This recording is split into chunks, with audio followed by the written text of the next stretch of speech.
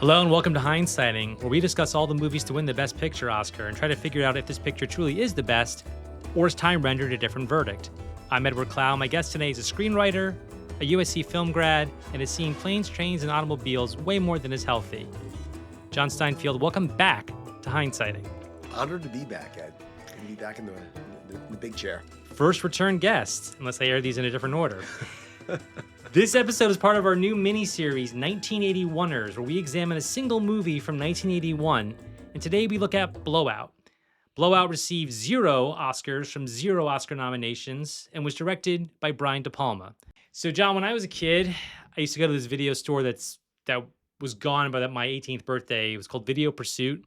It was in Miami. It was on Miami Gardens Drive. For anyone in Miami listening to this, I can tell you exactly where it was.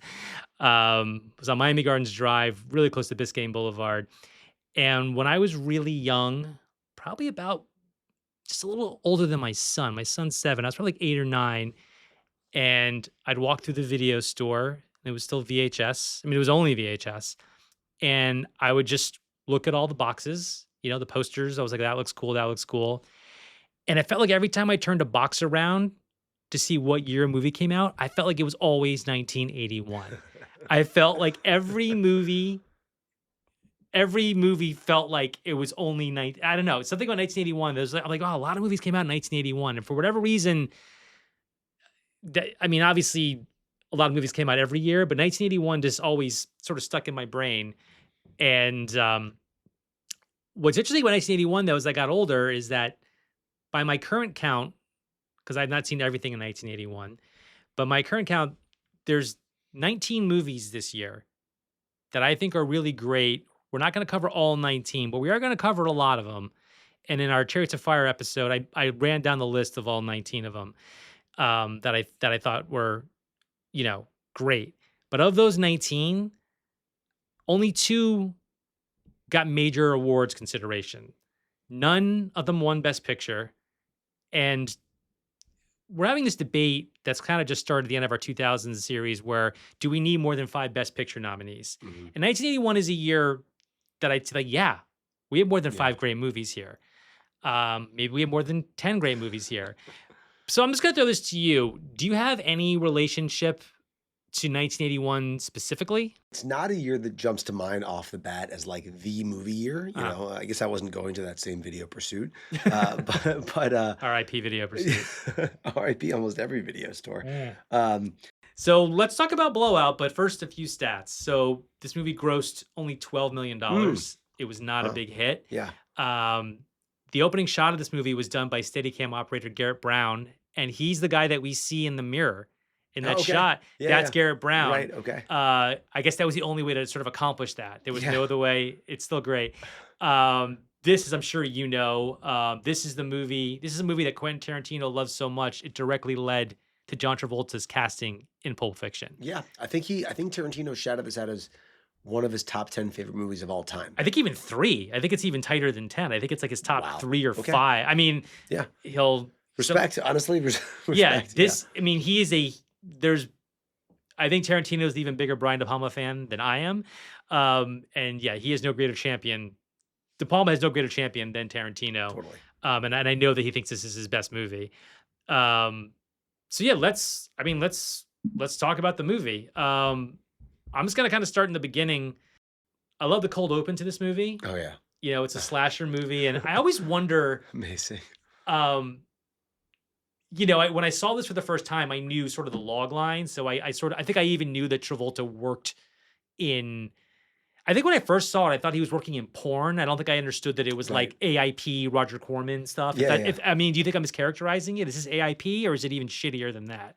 Yeah, I mean, no, due respect to Roger Corman, I'm just saying. With due respect to Roger Corman and to the Philadelphia film scene, I got to say, most films shot, if you got a Philadelphia production house doing, B or C, rate slasher movies, it's not exactly Carrie. I think he's towards the bottom of the barrel. I think he says that himself, Travolta, in the movie. He says, he says like, they're shitty movies. Yeah, it's just a big movie because no, just bad ones, unfortunately. Yeah, right, exactly. Yeah, and you see, he has no illusions about what he does for a living. Yeah. But yeah, so the cold open, it's interesting because I always wonder because he does such a great job of creating like a late 70s, early 80s slasher movie. Yeah. Um, and if you're not paying attention, you're not seeing like, oh my God, this is this almost unbroken steady cam. Like none of those movies or few of them would have the technical mastery that he's Totally. showing because he just can't help himself. Like he could have shot an even shittier version of it, but he just can't. I feel like it was a very De Palma thing, and that's been a recurring thing throughout his career is to take the pulpiest material Mhm. and throw in some film pyrotechnics for it, like Yeah. really flex his own muscles Yeah. on, pretty sordid kind of material. And I Yeah. think that's kind of like the point in the joke, it's Yeah. like he's like, I can, it's like Babe Ruth hitting in a little league park, Yeah. basically. Yeah, it reminds me of the scene that Hitchcock said when he made Psycho, because he was looking at like sort of like kind of movies like this only in the 50s, so no nudity or anything, but he was looking at sort of these grimy sort of exploitive horror movies, and his thing was like, well, what if somebody good made one? And I feel like that's what De Palma's doing here. I mean, it serves his story. He's trying to set up, that sort of the world that we're living in, and I Totally. think yeah. So I gotta say, I would love to see Brian De Palma's slasher film. It kind of made me bummed out that we didn't get a true Brian De Palma slasher, like co-ed frenzy or something right. like that. Well, Because Carrie is sort of. I mean, it's not a slasher movie. I right, feel this does remind me a lot of Carrie, and we have two of the stars of Carrie in this sure, movie. yeah, Not not a coincidence. I mean, not in this mini movie, but is yeah, in this movie. blowout, yeah, But I think Carrie. Not to talk about Carrie too much, but I think Carrie is sort of like the closest he came to that. Where like yeah.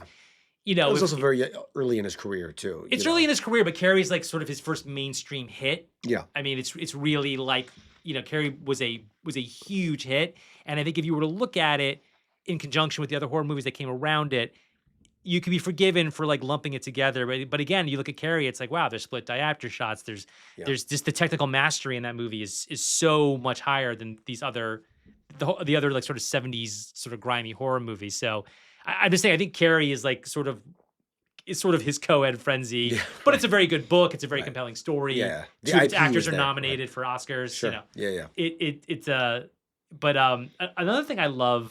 I just wrote this down. I mean, you can interject whatever.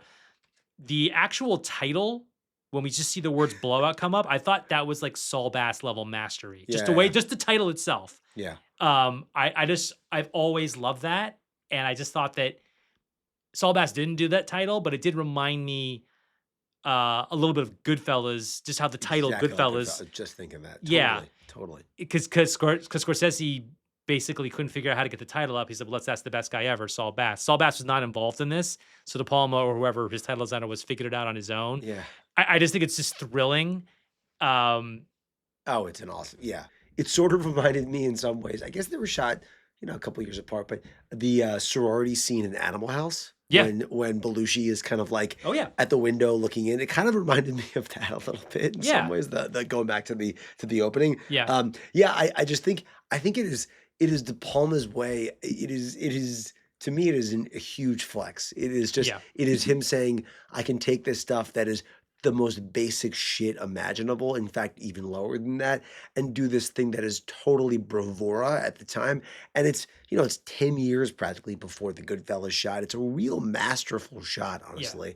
And I feel like, what is it, 6 minutes, 7 minutes, something like that? I mean, it's a I don't know how while. long it is, but just the physical ground it covers Going and in like and how out. smooth it Yeah, is. yeah, totally. I don't think it's long minutes wise, but I do think just geographically it's long. Anyway, De Palma's got a technical mastery.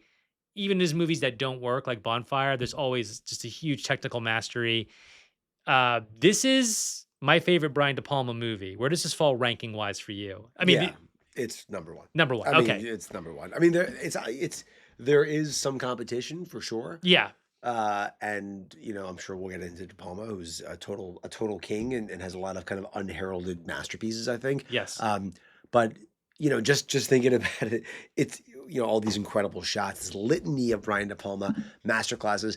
I think the longest pound for pound shot he has, which is the most technically incredible shot, but it's just not there with the Copacabana shot because it's not as good of a movie, is the opening shot of Snake Eyes. Snake Eyes. Yeah. Snake It's like Eyes. Snake 12 Eyes. minutes or something like that. And look, I think that's They stitched it. It is very long. Yeah, I think right, it's true. it's like 12 to 18 minutes, something crazy, but they did stitch it. It's still incredible because because there's like 2,000 extras in There's that so many scene. extras. They're literally filming. I remember as a kid, again, Philly AC coming back right here, but I Yeah. remember as a kid being in Atlantic City, obsessed with movies. It was shot in 96, 97, something like that. Yeah, I 97, was pretty young, and hearing that, I had no idea who Brian De Palma was, but hearing that Nicolas Cage, he of, Con Air, Face Off, fame, height of his fame, height height of of his his fame, box office. totally, Yeah. totally, was a couple miles away from where we would go to the beach, Yeah. filming a big movie in the heart of the summertime in August was a huge deal. And then when I saw the movie a couple years later, and Snake Eyes is actually very good. I really like Snake Eyes. It's very fun. Yeah, It yeah, could yeah. have been Snake Eyes has a lot of DNA with Blowout. It's a very similar thing where it's Sure. like Conspiracy. there's a cover, murder, there's a yeah. conspiracy, some video is involved. Snake Eyes is a tough one because I mean, he had just done Mission Impossible, which was the biggest movie of his career financially, and he had a blank check. And, Snake Eyes just doesn't work. I don't know that it hurt him, but where De Palma is at this point in his career is really kind of worth talking about. So, you know, he does, he does Carrie, which becomes a huge hit. He does The Fury, which is a really interesting movie. I don't know if that was a hit. He does a movie called Home Movies that's like not commercially available. It's the second movie he made with Nancy Allen, who he was married to at this Yeah. time. Blowout is the fourth and final movie. They got divorced about 2 years later. But then he makes Dress to Kill, which was a really big hit. Yeah. And so he's coming in hot off. Like when he gets the Blowout, Sure. he has, the producer of this movie, George Leto, had run the studio or a company that made the movie. So he had a lot of control over this. Yeah. Down to the ending, which we're going to talk a lot about the ending. Sure. And so this was a good moment for him. And I think you see his confidence. I mean, he's never lacking for confidence, but you see him, like, okay, like now I'm going to do my best movie, I feel. I mean, I don't know that he said that, but like you really feel it. I think most people would agree with us that Blowout is widely considered his best movie. It might not be his most popular movie. That you'd have to go to like Scarface, Mission Impossible, obviously. Yeah. Untouchables, Carrie. It's really one of those. Yeah. As far as just pure popularity, pop culture. This movie doesn't have a pop cultural reputation because it's, it does have a Criterion release, so it's which is fantastic. I highly recommend. Yeah. So it's definitely been minted by film snobs like John and myself. And if you ask any serious or self-serious, more to the point film person, Blowout's going to be number one. Yeah. Or two tops. I think it's interesting that you mentioned that he kind of had a blank check, because in some ways it actually, there are times when it's unhinged, but I'm going to use this word that might surprise. It feels like somewhat of a restrained movie. It's not bloated in terms of its runtime. No. It's actually pretty tight. Yeah. And he wrote the film, and I think I would argue that it's one of the best screenplays that he's directed. I'm so glad you're taking this there. I actually think I'm so glad you're taking this there. So De Palma wrote a lot of his early movies, and pretty much from here on, he writes very few of them because he starts working with Oliver Stone, David Mamet, David Rave, David Koepp. He starts working from, what's that? Yeah, I'm kidding. Never heard of these guys. Well, he starts working from really strong scripts and elevates those strong scripts, which is a thing that Soderbergh said, because Soderbergh used to be a writer-director. Sure. And Soderbergh said in some interview, I wish I could source it properly, he said that when he started working with writers, the work got a lot better right away. That's what Soderbergh said about himself. Yeah. Soderbergh does not really write his own scripts anymore. And Soderbergh, I thought, was a good writer. De Palma, I think this is such an incredible screenplay. And I think that it's definitely the best screenplay he's ever written. Yeah. It reminds me, it's interesting. I won't put it on the same level, but it does remind me of Back to the Future in two ways. Okay. I'm going to do the first one now, the other one later. So the first one is right in the beginning. The opening credits of Back to the Future, we're seeing the titles. The opening credits of this are very similar because we're getting so much exposition. And a lot of it's through like TV news, and a lot of it's through what the character's doing. Yeah. So the opening credits of this, we're seeing, the TV talking about the Liberty Ball and McRyan and setting all that up. But we're also in a split screen, and we're seeing Travolta making sound, and we're seeing him marking it. And it's a really great use of exposition, and that's where so much bad writing comes in. And I think that and he does another thing that I love, but I want to, it's literally the very end, so I want to get to that later on. But I think this is such a great script, because I think even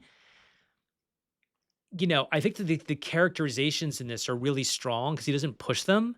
And I think that I don't know if there's any quotable dialogue in this movie. There's one line in this movie that I think about a lot, and it's not quotable in a way that like a Tarantino or Mammoth's quotable, but I do think that like he does this great thing where, you know, there are a lot of scenes I like from movies where the dialogue is all exposition, but if it's written well, it's it might not play out of context. I'll give you an example. I'll give you two examples that I love, and they're from Hitchcock, so it does relate to De Palma.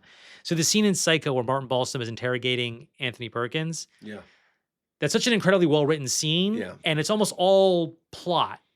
I said exposition, I really mean plot. Yeah. It's almost all plot. I Yeah. mean, there are character things that those actors are No, bringing totally. to it, but I think that that scene is such a great example. And then there's a scene in Hitchcock's Marnie, kind of late in the movie, where Sean Connery and Tippi Hedren are having like this confrontation. And again, it's all plot. It's all like you're gonna get caught. I'm not gonna see. I could quote the lines, but the lines themselves aren't that quotable. But I think that those scenes are so hard to do, and I think Hitchcock was great at that. And obviously, Hitchcock is a lodestar for Brian De Palma in the way that De Palma is one of Tarantino's lodestar, not the only one. And yeah, I think this is such a great script, and I think some De Palma movies, even Dressed to Kill, which comes right before it, which is a movie I like, has some clunky things from a Totally. writing standpoint. Totally. But I think De Palma rightly sort of recognized, even though I think the script is pretty much flawless, that like the Soderbergh thing, like, oh, this Scarface script is strong. Let me work on that. Well, it's interesting You know? because he is such a stylist and like a visual stylist that Scorsese, for example, Spielberg, these are guys who only have several, screenplay credits in their career. You're right, not a lot. And yeah, I mean, Blowout obviously is a singular screenplay credit. He didn't co-write it like Scorsese did with Yeah. Pesci on Goodfellas or like others of his films. So I think it's admirable in its restraint. It's admirable in how it sets everything up very, very cleanly for you, Yeah. and keeps you guessing. And I think later of his movies would suffer from a lot of bloat. Mhm. And I think to your point about Soderbergh, he didn't. Maybe he recognized as he went along that his talent was as a visual stylist. Although this movie makes a pretty good argument for had he stuck to writing killer screenplays, he could have continued. Obviously, look, it's not based on anything, but you can't forget the blow up connection. Obviously, Yeah. so it's again, it's not adapted in any way, but it very much is inspired by that. Well, you took me to my next point. I think so. For people who might not know what we're talking about, there are two. You mentioned the big influence. I think this is the second one. So there's an Antonioni movie called Blow Up from 1966, which have you seen it? Yeah, I have. I saw I it. didn't totally enjoy it. I didn't enjoy it either. That's Yeah. exactly where I want to go with this. Yeah, So yeah. Blow Up is about a photographer who I think he's in England. Yeah, for sure. I think Yeah, he's in he's England. Yeah, London, David yeah. Hemmings. So he takes a picture and he thinks he sees someone in the trees and he literally blows the picture up big enough so that he can see it. That's Which is obvious. it's a great idea for a movie. It's an incredible idea for a movie, and this is where I want to get to because I think that De Palma, like Tarantino, is kind of metatextual, but I think that he does something here, which I'm going to get to in a second. So that's Blow Up, and I agree with John. It's a very cool idea, but there's also a moment where mimes are playing tennis. Yeah. It gets so fucking weird. Yeah. But Blow Up, there's a movie that comes in between that I think is also in the mixture here, and it's The Conversation, Yeah, of which course. is an incredible movie. Yeah, it's amazing. But I like Blowout better. And Yeah, I think yeah. I think that The Conversation is a great movie. It's very heavy. It's very almost oppressive intentionally in terms of just like how heavy it is. And I think that Blowout does what both those movies are attempting, but it's pop. It's like user friendly. And I mean pop in the best way. It's so Totally. user friendly. Totally. And John Travolta was the biggest movie star in the world at this point. Yeah. He's coming off Saturday Night Fever, Grease, Urban Cowboy. And what I think is so interesting about that, and I think this is John Travolta's best performance in A Walk, and we're going to get more into that in a minute or soon. I think what's so great about that is that De Palma's always talking about how Hitchcock is perfect cinematic grammar. And Yeah. part of that grammar is movie stars. And I think that John Travolta was the biggest male movie star in the world at that point, or one of, him and of his age group for sure. Sure. He's only 27 years old in this movie. God. It's astounding. Yeah. And I think, I'm going to go on and on about him later on, believe me, but I think that that's part of the cinematic grammar. And I think that that's what's so strong about this. What I'm trying to say is I think that he takes his influences and he goes them one better. Yeah. And I think that's what's so brilliant about this movie. Totally. I think the conversation too is it's the height of Nixon. It's a really, my lasting memory image wise from the movie is like, Gene Hackman freaking out in like his tighty whities, Right. pudgy in a ball curling up, having a nervous breakdown, basically. It's a Right. pretty dark movie. Again, reflective of the time and everything. Whereas, Blowout's got everything pop wise that you would want from that kind of movie. It's got two very watchable people, movie stars. I think Tarantino would take that mantle too and understand the way to use movie stars. That's one of Tarantino's great talents. I agree. One of his very many great talents is that guy. That guy knows how to use movie stars, right? Yeah, and another thing that he does that's a bit of an homage, and this is not one that I even twigged. Someone else said this. I want to know what you think. So he jumps in the car goes into the, is it a river? Wissahickon Walk. Yeah. Okay, yeah. so you've been there, I assume? Creek, yeah, but a river, sure. Yeah, Okay. basically, yeah. I forgot the name of it, or maybe I couldn't pronounce the name of it. And such a nice night. Let's go for a walk by the river. Yeah, I have so many questions about Philly. I know you weren't don't born worry yet. about him. Don't worry about him. Oh, who cares? Yeah, De Palma's glimpses of humanity. I love the way he paints Philadelphia. I want to talk to you about that because we have Philly Zone here because De Palma grew up in Philly also. Yep. And me and Brian De Palma have something in common. Let's hear it. We are all the sons of doctors. Of doctors, that's right. Okay. And isn't your father an orthopedic he's surgeon? An orthopedic surgeon. Just like Brian De Palma. And yours? My dad was a vascular surgeon. Okay. But De Palma's dad was an orthopedic surgeon. Yeah, I think he worked on the main line, which was a different part of the city from where I grew up. But yeah, he for sure, the son of a surgeon in Philadelphia. Yeah. So you have a lot more. That is not the only. No. Hopefully, I mean, maybe there's more. We're both just like insatiable voyeurs. But so anyway, so Travolta jumps in, and he's pulling on the car door underwater. Yeah, and then McRyan's head pops up. Yeah, Jaws, right? Jaws, totally. I was thinking. Yeah, yeah, for sure. I think that was like I could have used a little bit of a better shot of the head.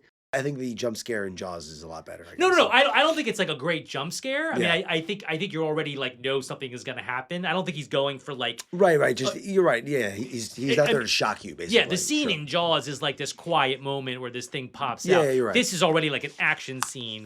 I think it's almost like a joke. I don't think anybody got scared by it, but it just when I saw this movie, also the first time I saw this movie, it was on VHS. It was like in full screen, not even pan and scan. It was like a really shitty transfer. So I've seen, this is true of a lot of movies. I've seen this movie go from like full screen crappy transfer to widescreen on DVD to Blu-ray. Like I've seen this more and more, and he's so incredible visually. Oh my God. And just puts so much in a frame. I mean, he's really, a lot of people piss on De Palma. He's probably like, he really is kind of a whipping boy, which isn't to say every movie of his is great. That's not true of any director, but I mean, visually, I really think he's just superlative. I mean, yeah, he's a perv genius. What's that? He's a perv genius, basically. Yeah, but you really see what's interesting about this movie. One of the things that struck me watching it the other day is, we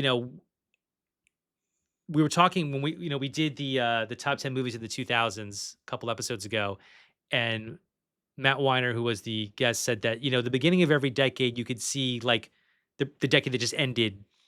So this obviously he probably shot this in 1980, so this feels very 70s.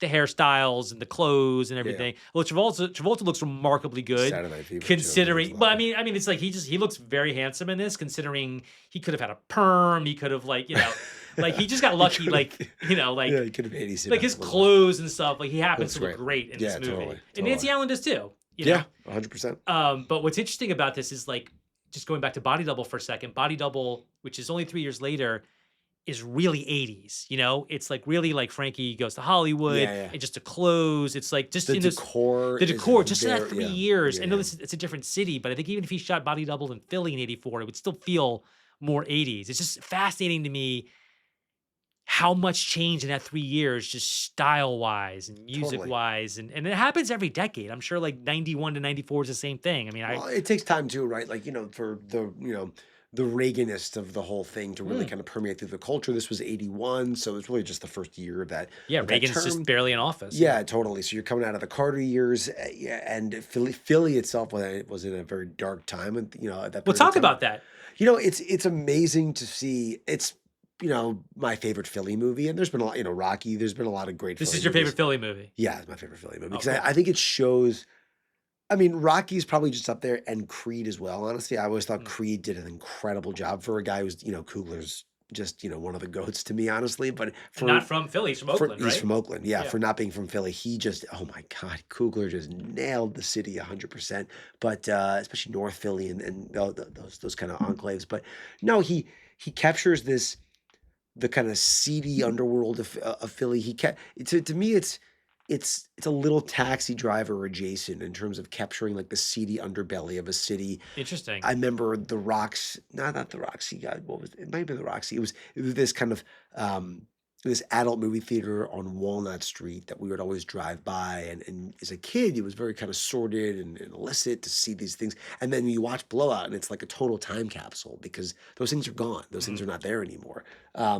And he got out into parts of the city, like I mentioned, Wissahickon Walk, where the ultimate blowout is, that you don't see very often. You really don't. So I think he captures a lot of the fabric of the city and the whole, the character actors. I'm not quite sure that Nancy Allen screams Philly, but I think she's great for Well, I don't know that, but that's interesting because I don't know her character. she might not have been from Philly. Right, and same Yeah. thing with Travolta. Travolta's from Jersey or New York, I think. I forget which. He's not from Philly. I think he might be from Jersey or he's either from Jersey He or New York. mentions Jersey at one point for sure. Right, he says he Yeah. was in the army in New Yeah. Jersey. Yeah. So Yeah. Yeah. I think Philly, like LA, like any big city, they're transplants. Yeah. I mean, Dennis Franz, I mean, Chris Ryan on the rewatchables blowout made a great joke. I'll just quote it here. It says like Dennis Franz, you could scrub that guy with turpentine. You're not getting the Chicago I was off gonna him. say he's so Chicago. Right. Hey, what am I doing? Yeah, Yeah, and yeah, then in the last movie, he's a New York cop. And again, it's but I mean, people could move to these cities. I mean, Philly is a place that I think um, Philly certainly attracts people for sure to come and move there from other cities, but for the most part, it attracts people from that area. so Jersey, Yes, from the Philly, Jersey, Pennsylvania. Pennsylvania suburbs kind of area. I mean, there could certainly be a Chicagoan who moves to Philly, Yeah. but you just see that a lot less. I think if you go out to a bar or restaurant in Philly, you're going to meet 90% of the people there are from the area, So it's basically. more that's interesting because I actually wondered about that because Travolta says like, "Oh, I was a technician, I was a communications whiz. He wouldn't let me leave New Jersey." So I feel like you could get the idea that like, oh, this Travolta character is probably from New Jersey, Right. and like ends up in Philly because like that's the farthest he could go. I mean, because my dad was from Brooklyn and he went to Penn, Okay. and that was the farthest he had gotten from New York his entire life up to that point. Yeah. This is a man who Amazing. went to all 7 continents before he died. Amazing. So, Yeah. but I remember my mother saying that after his funeral. He's like, that was the farthest he ever got from his mom. Yeah. It's Was amazing was was the how many miles is it from like? it's 90 miles from No, I'm saying from like Brooklyn to Philly. Like that's not that far. 90 miles, I think, something like Is that it? Yeah, something like that. Maybe 100 miles, Yeah, give or take. Yeah. It's not, Yeah. yeah. So, Yeah. but to my dad, that was like being on another. It's amazing continent. how provincial, people were back then and how much we are not anymore. We're sitting here in a room in LA and we're not from LA. We're from very far from LA, 3,000 miles each, right? But Yeah. back then, where you were born, where you grew up, had a huge, it was a huge, Yeah. indicator as to where you would grow up. There was a stat I read recently that was saying that, our parents' generation, you were statistically so incredibly likely to marry somebody who grew up within like a 10-block radius of you, Huh. whereas now, neither you or I did anything close to that, right? Like, Well, my wife grew up my wife actually did oh, you're grow right, up close to me, right, okay, yeah, but I yeah, didn't know her. Right. But you certainly married a Right, French woman, right, so exactly, you yeah. shattered that. I really love. I mean, I'm just jumping around. These are the notes I took during the movie. I really love that when he plays the tape back for the first time in the hotel room, Yeah. Oh, and God. how he's intercutting. like he's playing a tape and then like he's intercutting Yeah. and we're seeing the owl and we're seeing all the stuff and they establish that shh, the thing that we learned is Lithgow's watch Garrett thing, Yeah. which we don't learn. That doesn't come home until like almost the end of the movie. Later on, yeah. I just love. I mean, the editing in this movie is really interesting. Paul Hirsch, who cut a ton of De Palma stuff, cut this movie. Have you read Paul Hirsch's book? No. Paul Hirsch, I forget the name of it, but Paul Hirsch won an Oscar for Star Wars. Okay. Was one of 6 editors on Star Wars, but kind of finished it. And he cut Empire and cut a ton of De Palma stuff. He cut Carrie. And Paul Hirsch, who does an incredible job in this movie, did not like this script and regretted doing the movie, which I find astounding. Because I think this movie's great. I mean, obviously we think it's great because we're talking about it, but I think his work editorially, this movie's incredible. I mean, oh yeah, the cutting is fantastic. Yeah, and it wasn't like a personal thing because he goes on. I mean, he cuts Mission Impossible 15 years later, so he works with De Palma, not exclusively, but he does work with De Palma again. I know he cuts Mission Impossible 1 because Cruise brought him back to cut the 4th one also, the Ghost Protocol. Oh, one. really? Okay. Yeah. So he cut Ghost Protocol. So yeah. I highly recommend his book. It's great, but De Palma got him the job on Star Wars because Carrie and Star Wars were cast from the same pool of young actors. Okay. So De Palma and Lucas, they both needed young actors for these movies. So you can see screen tests of like Amy Irving reading for Princess Leia or William Catt reading for Han Solo and obviously they went to the other movie. I want to talk about, I'm jumping around a little bit. So in the hospital, when Travolta learns who was in the car, Yeah. it's an actor named John McMartin, who was in one scene. This guy was in a million movies. This is such a small part, but this guy's got such a great face for this. Like this guy walks, he's wearing a tuxedo. Yeah. Because he's come from the perfectly coiffed hair. Perfectly coiffed hair. He's probably younger than I am now, but it's the But he looks like he's 68 years old. Yeah, I bet this dude's like 33 years old. He's probably like Travolta's like the same age as Travolta, but like but yeah, like I just think that like that guy, is so perfectly cast and is kind of convincing in that moment. Yeah.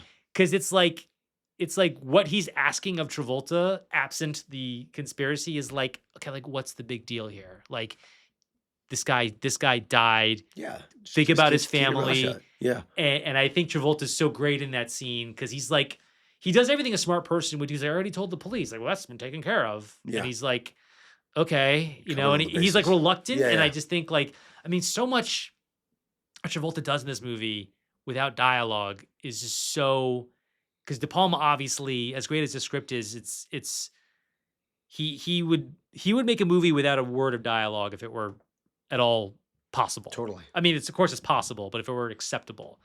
Like if you told Brian De Palma, you can make this movie, but no one can say anything, he'd be like, yeah, he's a classicist, I feel like. You know, he totally is. Yeah. And I think moving images. Yeah, and I think, but I wanted to shout out that actor Jack McMartin. I think the performances in this movie across the board are really good. And what's interesting is that like it's really this intersection of like the Brian De Palma players because he works with Travolta and Carrie. This is the only other movie they did together. Yeah. Nancy Allen, this is his 4th of 4 movies with her. They were married. Dennis Franz, this is number 3 for them. John Lithgow, this is number 2 of 3. Right. So like the main cast of this are all people he worked with before. The troupe. Yeah. And 2 of them he would work with again. He makes something with Lithgow, I think another 2 or 3 with Franz. Franz is in Body Double, and then maybe the last one. I can't remember. Unforgettable Franz. Yeah, totally. It's funny. I actually thought the first maybe 2 times that I saw it, I thought Nancy Allen was like not a real human being. Like the way she talks and everything, it's like it's again, does not scream Philly at all, but it screams like very California to me, but again, could conceivably be like that doesn't bump, could be that she moved there or whatever, that's fine. But she I don't know, there's something about her that seemed very effective, very very affected, very not real, very like a doll almost or something like that. I didn't also totally buy her as like a sordid Philly call girl. She's kind of too much of a porcelain look for that. But I actually think as an actress, she's excellent. Like very like this is her best good performance. You know what's funny? When I saw it, it's interesting because if you look at, I've never seen home movies. It's not to be seen, but there was a great piece in AV Club where they would talk about actor-director collaborations, and they did one on De Palma and Nancy Allen. And you do see her kind of grow with the movies because in Carrie she's like the big villain. Sure. She's very effective in that. Yeah, yeah. But in Dress to Kill, like she's kind of like the de facto lead. She's a call girl in Dress to Kill. And this, I don't think she's a call girl. I think she's just using her sex to kind of like trap guys because she says Right. like That's fair. I think in this movie her performance has really grown on me. I think this is the best thing she's ever done also. And I do kind of wonder. I mean, they got divorced. I mean, he didn't want to put her in this. I guess their marriage is already coming apart, but Travolta really liked her. And I guess he kind of pushed for her. Interesting. Okay. And apparently she really wanted to play Michelle Pfeiffer's part in Scarface. And he said no. And I'm not saying that's why they got divorced. Obviously, the marriage was in trouble anyway. I'm not going to litigate someone else's marriage. Irreconcilable differences. Yeah. I don't think she would have worked in that part at all. No, definitely not. Definitely not. But I do think that Roger Ebert said this great thing in his review of Blowout that like these characters for a movie that's so plot centric do feel like real people. And I think she's a great example of that. I think Travolta feels like a real person too. And they don't overdo it. Like you definitely do see this horrible thing from Travolta's past, but it does relate to the plot. The flashback where you see the guy get killed and he feels responsible for it. There still is something about her that even on this last rewatch that just it rubs me as like not the most authentic. Okay. It's kind of a person doing a bit. It feels like the way she talks and the it's just there's something about it. And I still think she's a very good actress and I think she sells it for sure. But there's the movie it's a gritty movie. It feels like a very good, like it feels like a movie you could see the soot under someone's fingernails. It's very scuzzy in the best possible way. Right, exactly. The Lithgow character. I love the scene when he kills the wrong girl and they kind of roll down this like construction ditch and where they're building a garage or something like that. Like, that's what the movie is to me. It's dark, it's muddy, it's dirty, it's unexpected. And she just like seems like she's scrubbed out of a Beverly Hills catalog or something like that. A little bit. See, I don't think so. That's so interesting. I think because like if you look at her even in Dress to Kill, in the movie before that, where she's a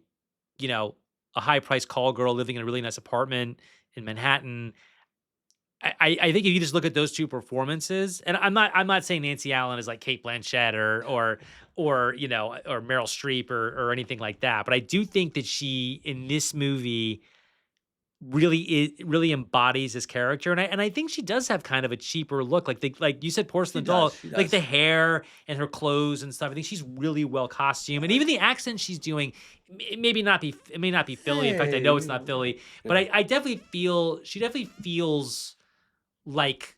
I don't know. I think she's very authentic in this. I don't think she comes near this again. She's also not given any great opportunities. Yeah, she's not. After this, how much better would like Melanie Griffith have been in this role? Melanie Griffith would be. I mean, he did use her really well in Body Double. Melanie Griffith. I mean, she has that. Melanie Griffith has this like this intelligence and this sex appeal, and it's like the combination of that I would buy her being caught up in something, but also being like too smart for it. I feel like Nancy Allen feels like she's always not playing with a full deck of cards.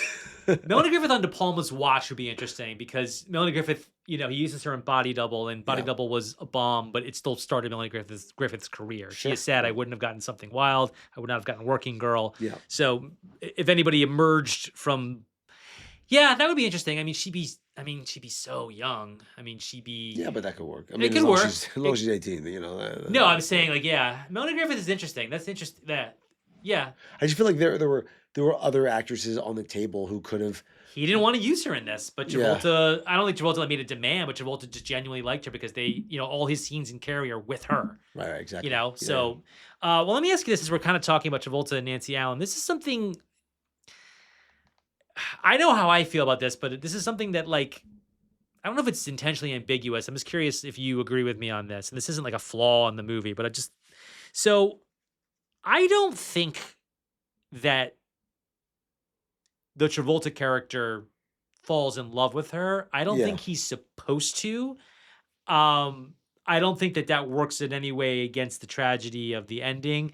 Do you think that De Palma's trying to sell us on them as falling in love?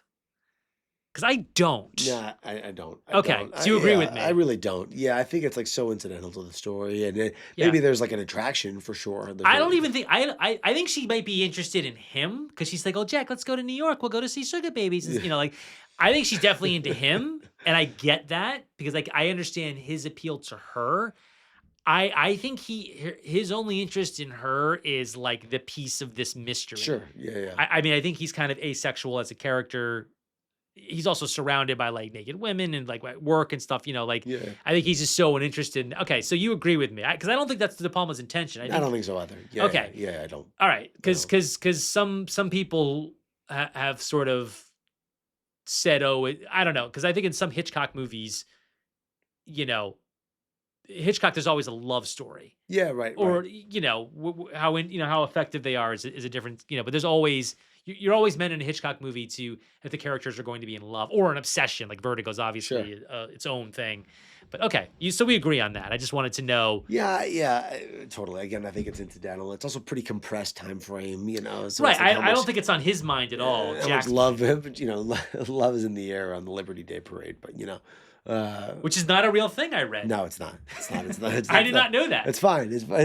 It's fine. It's it's definitely not. But it's okay. It's not like he's putting ketchup on a cheesesteak. Something that would be totally be I totally be a wouldn't put sin. ketchup on a No, I'm cheesesteak. kidding. Good. It'd be like a total sin. That'd Okay. be a sin and a slap in the face of Philly. What's like the ketchup on a hot dog in Chicago for Philly? What's that? What's Philly's version of that? Something that is like you're saying that there's like you just Can't can't do. Like I was in Chicago and Yeah, I got no, my fingers broken for putting ketchup on a it's hot dog, fighting which is how I words. grew up having them. I wouldn't put ketchup on a cheesesteak for sure. I mean, But that's disgusting. for sure. Who would No, do that oh my though? god! I mean, ketchup on a cheesesteak is basically like a cheeseburger with ketchup. I guess, but it would never occur to me. It's so fun. I need cheesesteaks. We're gonna commit to this fucking conversation. Yeah, I mean, obviously. I mean, no, Cheesesteaks and Grace Kelly, your greatest exports. there's a very totally there's a very set way to order a cheesesteak. Right? Well, let's hear it. It's whiz with. Obviously, you got to go whiz with cheese. So you always say your cheese first, and then with or without for onions, for fried onions. Okay. So, whiz with. Whiz with. The H and the W is optional. Whiz with, is that with whiz? It's whiz with onions. Whiz with onions. So if you don't want onions, you would say whiz without. Or if is that cheese whiz? Yeah, yeah. So Oh, yeah. cheese whiz like you get in a can? Yeah, That's what's on a I mean, cheesesteak. look, I've gotten provolone, I've gotten American. Okay. It's all great, but whiz with is just. I could have used Travolta actually scarfing a John's roast pork cheesesteak while he's He smokes a lot of cigarettes in this he movie. does he's living unhealthy, man. What I love about this movie, and I think there's a version of this movie that De Palma would never make, but if this movie were made, I'm not even saying just today, but like if someone else made this movie, they would take the same thing and it would be like, oh, is this a conspiracy? Right. And this movie shows you that it's a conspiracy right away. Yeah. It's not one of these movies where it's like, oh, is the main character crazy or is he? I hate movies like that. Or those movies have two hard time strike to- against them. Yeah, for sure. And I For sure. love that, like, he's showing you immediately Lithgow going and changing the tire. Like, there's never a Love that when he question. puts his fingers through the body. Right. Yeah, There's it's never a great. question in the viewer's mind that John Travolta isn't absolutely right about what he's hearing and seeing. Right, because it's not a movie about a man, like a deranged man. Right. Like it's not a movie about a man losing his sanity, like in some ways Conversation is and other Right. The conspiracy conversation movies. is like, is this happening? Right, Blowouts right. like, this is happening. This is happening, and it's like it's the cover up and everything, which to me strikes as like very Nixonian. So Sure. the conversation was made before Watergate, right? I mean, Well, it was 73. it was Watergate had happened. I don't know if Nixon ever resigned yet, though. Right. Okay. So Watergate was going on. love was in the air, But I don't, right? yeah. But I don't Right. think, I mean, I know Conversation comes out in 74, but I think it's before Nixon resigns. I think it's early Okay, so, 74. all right, so- So the story wasn't over yet, is all I'm trying Right, to say. right, exactly. So Watergate had happened, but Nixon hadn't fallen yet. okay, got it. Yeah. Whereas yeah. by this point, Nixon was 7 years after Nixon resigns. Yeah, I mean, look, I don't know if it's speaking to the times, but in terms of the conspiracy, but yeah, I mean, to me, it's, but like that's the point. It's much more a movie about the process, Yeah. but the process of uncovering the conspiracy, and of course, the filmmaking process. Yeah. Which is just it really is a love letter to tactile film. The same way that again, we've mentioned it before, but Tarantino's the whole plot in Inglourious Bastards of, and how Yeah. they're gonna blow up the cinema is really it's a love letter to film. It's Right. Tarantino's fucked up way of being like, this is a love letter to film, love letter to the process of spooling a projector and everything. Yeah. And that's what this movie is to me too. So it's a process-oriented movie. It's De Palma being like, I'm gonna show you how the sausage is made, both in terms of uncovering the conspiracy and also like how you're gonna record the sound and figure things out. And as a former sound person myself, I worked in sound. It's awesome to see that stuff. How the Yeah. effects are recorded, the Foley is done, stuff like that. It's very, very cool. I was of the generation, so I went to college. I went to film school in the mid to late '90s, and I cut my films on film in an There you go. upright, like John Yeah. Travolta's doing. And I remember being in the editing room, and I'd always think of, oh, this is like blowout. I'm Yeah, like touching totally. it and stuff. And yeah, I mean that is pure cinema. When he makes the flip book, and that It's scene is awesome. so It's one of thrilling. the cool scenes. It's man. so thrilling, and there's not a word being said. And I really want to shout out the Pino Donaggio score, Yeah, great which is score. fantastic. This is his best one. He did a lot of stuff with De Palma. It's pretty much the closest De Palma came to like a Bernard Herrmann in terms of a regular composer collaborator. Okay. I think he made 2 movies with Bernard Herrmann. Bernard Yeah. Herrmann scored Sisters and Obsession, which are 2 great scores. Okay. Have you ever seen Obsession? No, I've seen Sisters, but not Obsession. Obsession it's the first movie he made with Lithgow. It's in a supporting role. Obsession is a fascinating movie. I cannot recommend enough. Bernard Herrmann does the score. It's the same year as Taxi Driver. He's nominated for posthumous Oscars for both of them. Wow. Comes out after Taxi Driver, but What a Taxi year. Driver was released before. Okay. Yeah, I'll maybe end this by talking about my favorite De Palma movies that people should see. But anyway, yeah, like Pino Donaggio scored for this is really fantastic. Yeah. And again, he scored a lot of De Palma stuff before and after. I think that the score for this is absolutely magnificent, along with pretty much every other technical element of this movie. But yeah, the scene where Travolta is making the movie of the accident and putting it to the sound is just so fantastic. Yeah. And it's really like a distillation of this movie. And the thing that I love, which kind of escalates throughout this movie, I don't know if you twig this, where Travolta's syncing the sound with the picture, the gunshot with the flash frame, and you see it on the 2 reels, and he's just like, oh, great. And you just see, it's like he's sort of forgotten that, like, or not forgotten, but he's just like, oh, he's sort of like moved past, like, oh, this person got murdered pretty much in front of me, to this project I'm going to try to kind of figure out. And then when he sees Karp's film Yeah. hours later, he's like, fantastic. Yeah. Like, you just see his obsession, but yeah, for they sure. don't make too big a meal of it. Like they just, it's like it's like he doesn't lose sight of the stakes, but you just see as like a filmmaker, which Jack Yeah. is, you just see his, Yeah. and that's, I think De Palma being very honest about who Yeah. he is. It's also like it's a plot driven movie. It's not Completely. a character driven movie, and it's not an exploration of the psyche driven movie. No. Right? It's a plot driven movie, right? And that's one of the reasons. Getting back to what we're saying in the beginning, it's so tight. Yeah. Really, it's governed by plot, and there are good characters to service that plot. There's no question. I don't think they're thin characters at all. Right. But I mean, not the most complex, but they're not thin characters. and that's why I think Nancy Allen is bringing a lot to it. She's definitely memorable. She's definitely memorable. Yeah, she's Her memorable, and I think her personality. costuming, and I think that obviously knowing where this movie's going, I mean, her character is just so tragic. Yeah. And the one scene she has, where she's like, you know what I make? Shit is what I make, and I sure as hell can't type. So what else is left? It's like I feel empathy for her. Yeah. I'm like, yeah, this poor woman. It's like she's really, and you see that like her partner, quote unquote, Right. is such a scumbag to the point where they give him like a dirty shirt. I It's mean, amazing. they make Dennis Franz so repugnant in this on purpose.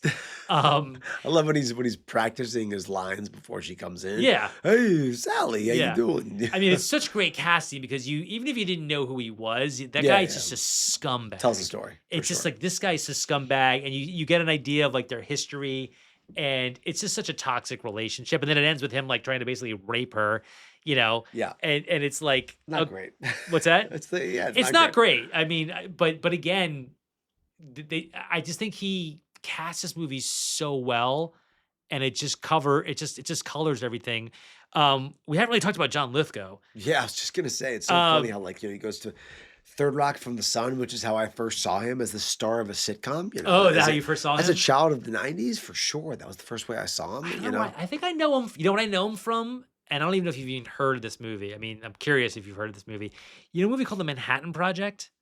no, I don't. I mean, I know the project, but I don't Well, know the no, movie. but Yeah, The Manhattan Project's a really interesting movie. It was directed by Marshall Brickman, who co-wrote sure. Annie Hall. Yeah, Manhattan did he Yeah. too? Yeah. So it's about this kid. I don't know if the actor's so good. I can't remember his name. He wasn't famous. Anyway, this kid, he's a high school kid, and John Lithgow starts dating his mom, and John Lithgow's a scientist in like a lab, and the kid kind of exploiting John Lithgow. Like I think he steals his card and stuff. Like he basically this kid as a science project makes an atomic or nuclear bomb. Seriously, Yeah. that's He has no amazing. intention to use it. And it's such a great movie. But that's what I knew John Lithgow from. And he's Okay. probably like, 40 years old now. So it's like 5 years after this movie. And I'd seen like Footloose and stuff. Like, so I knew him as like, Yeah.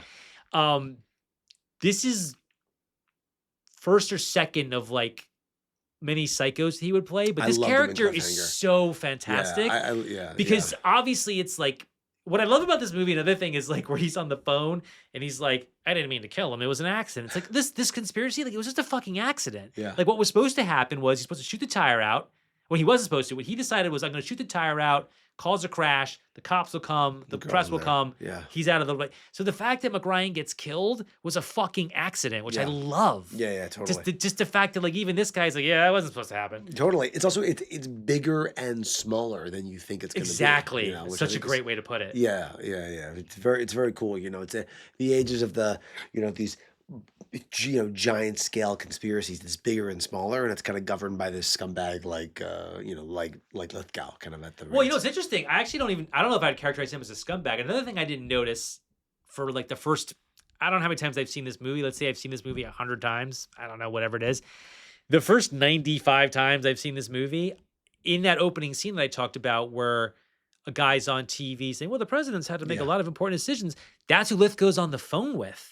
Did you put that together? I don't think so. The guy on TV who is inside the White House is the guy in the phone booth. It's like, I don't know you, Burke. I've never seen you.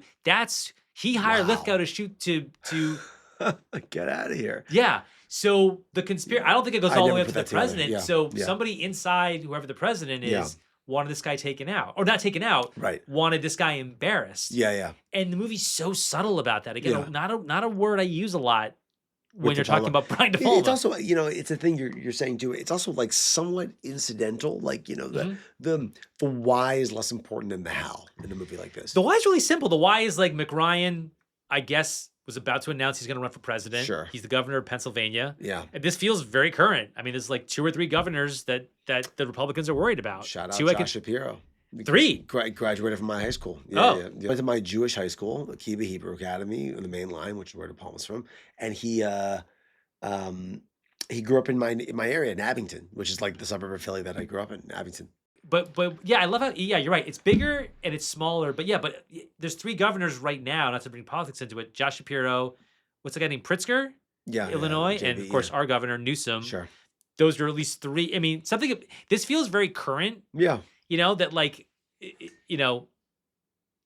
the idea that like a popular governor who hasn't even announced yet would be a threat to the president, and not unintentionally, I'm sure we don't know what party Yeah. McRyan is from. Yeah, right. It's just like And in the not 80s, it important, would be totally McRyan could be a Republican. In the early 80s, Republicans were very popular. of course. You know, in the age and- of Reagan. Yeah. Well, also, I mean, like, we're living at at a time when politics are just like so much more important than they should be. Oh my God. So like it didn't, and also like I feel like it wouldn't have turned off people from either side in the 80s if Mike Ryan was a Republican. If he were a Democrat, nobody would have, wouldn't have rubbed you the wrong way. Yeah. Really, unless you were super hardcore one way or the other. Now, if you would never in a million years have a movie like this with a political conspiracy Right. and say this guy's a Democrat or this guy's a Republican, because it would just alienate half your viewer base. Yeah, and I think honestly. De Palma's not interested in that. Like the Just movie's doesn't not matter. political. It's No. it's just about. I mean, it is about a conspiracy, but the conspiracies. What I love about the conspiracy is that it's very easy to track. Right. Someone inside the president's White House wanted this guy embarrassed, Yeah, so and he dropped out of the race. Exactly. Yeah. And Chappaquiddick. Brian De Palma talked about it. This is Chappaquiddick. Yeah, of course. I mean, Yeah, what yeah. ends up happening is Chappaquiddick. Like, what if Ted Kennedy's tire was shot out by somebody who was trying to? I don't think Thomas saying this is not what happened, but Chappaquiddick is another piece of this, and I think that's sort of the masterstroke of this movie is that it's that's what 12 years before this movie comes out. So you would remember that if you were an adult watching this movie, you would Right. remember it would be still pretty current to you. Which then also was a subplot in season 1 of Succession. If you watch that, I did. yeah. So the whole, just the notion of not exactly with a girl in the car, but the notion of like Oh, right. falling into the Kendall falling into the killing water with a car. the waiter in England. With Yeah. yeah. The Travolta thing is always makes me think like what would you do? It's such a brave, incredible thing to do. I mean, I like to think that we would all do that, but Right. also I would that rock have smashed that window open. Yeah, Probably probably not. not with the pressure and everything, but it's fucking amazing. I But gotta that's great say. character work, though, because it's like Travolta's the hero of the movie because he jumps in the car to save the girl. Sure. That's such great character work. It tells you everything you need to know about the character. Yeah. It tells you that he's a good guy, that Save he's the cat heroic. moment right there, It's a right? save the cat moment, Right. but it's not done in this way. For the people who don't know that John and I are talking about, there's a screenwriting book called Save the Cat, and I don't know the best example of it that I think the book cites. It's Groundhog Day. Well, I was gonna say Sea of Love. What's the one you were I gonna think do? in Groundhog Day he literally saves a cat. See the one. See in Sea of Love. Remember Sea of Love with Al Pacino. Yeah, of course. So there's a Yeah, scene in Sea yeah. of Love where Good movie. the beginning of the movie, uh, the NYPD arrests a bunch of guys who have like outstanding warrants, using sort of a scam, and a guy comes up and he's got his son with him, and Pacino says he's like, okay, what is this guy wanted for? And they're like, oh, it's fraud. And then Pacino shows the guy his badge and lets him go. Okay. And that's a save the cat moment for Pacino Right. because he doesn't let like a violent guy go. Right, sure. He lets, but the guys, he doesn't want to arrest the guy in front of his like 8-year-old son. Yeah. So it just shows that the Pacino character is a decent character. he's got That's a like, I heart. think, one of the better examples. Totally. Um, I think the Save the Cat, the guy who wrote it, Blake Snyder, I think he was literally talking about there's a beat in Groundhog Day when he saves a cat. Sure. That's how we got the title from. But I mean, what's great about this movie is that it's a save the cat moment. It's also the inciting incident. Yeah, You're yeah. not at all thinking like, oh, he doesn't give money to like a homeless person or give his jacket to like, Right. a homeless person. I'll just go there again, So, I did always think it's interesting how it's so interesting when you compare writing a script and establishing that versus shooting it because Yeah. I think when you're writing a script and you don't have an actor attached, you do have to establish, if you're trying to go for that, of course, that like your main character is likable or redeemable by having a save the cat moment. But to me, by virtue of it being John Travolta, there's something inherently likable about him from the start, and he wins your empathy just because of that early scene, that first scene that you see him in with the guy he's working on the movie on, and he's kind of self-deprecating a little bit Yeah. and he's charming, Yeah. and you can tell he's not a bad guy. So it's like Yeah. that does the work of the Save the Cat, which then you have this giant heroic moment, which, and it's interesting hammers it home. because De Palma didn't have his eye on Travolta at all, despite the fact that he knew him. He wrote it. I don't know if he wrote it for him, but he was thinking about Richard Dreyfuss, who on the one Wow, hand wow. is convincing as a sound man, but I would not, and Yes, I would not have been along yes. for the ride.